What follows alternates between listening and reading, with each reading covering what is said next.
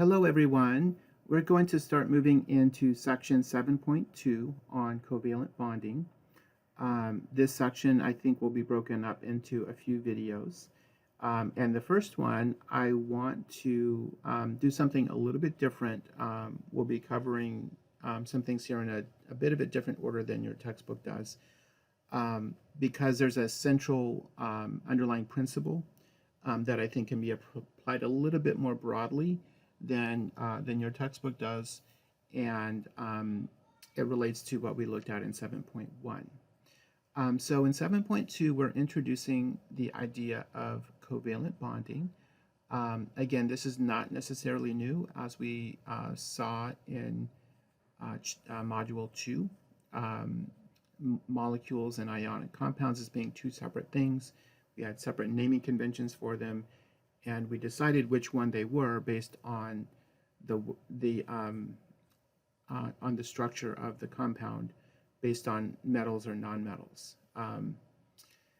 So when we share pairs of electrons, we have what are called covalent bonds.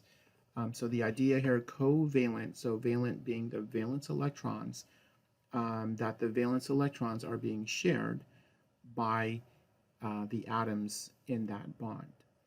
So this is how molecules form, is by sharing electrons. Whereas with ionic compounds, we talked about them transferring electrons. Covalent bonds have different properties than ionic compounds. Because they don't have a charge, they will have lower melting and boiling points. And getting into that level of detail is something we'll talk about in a later module in terms of why that is, but that's what happens for covalently bonded molecules, as we tend to have lower melting and boiling points. And they don't conduct electricity the way that ionic compounds would if they were molten or dissolved in water. So I want to actually skip ahead to modules or section 7.3 for this next idea, and we'll come back to additional topics in 7.2 a bit later. So the idea I wanted to talk about is something called the octet rule.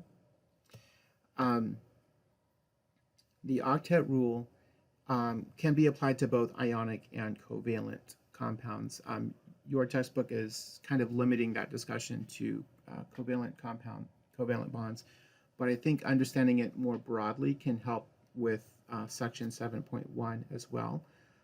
So the octet rule basically says that the main group elements want to have 8 valence electrons, or even stating it a bit more broadly than that, the main group elements want to have their valence electron shell resemble a noble gas.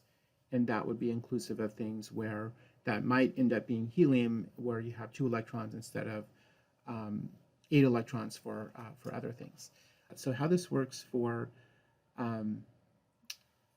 cations, for the metals, is that they will tend to lose electrons to resemble a noble gas, and then form cations, and those cations then form ionic compounds.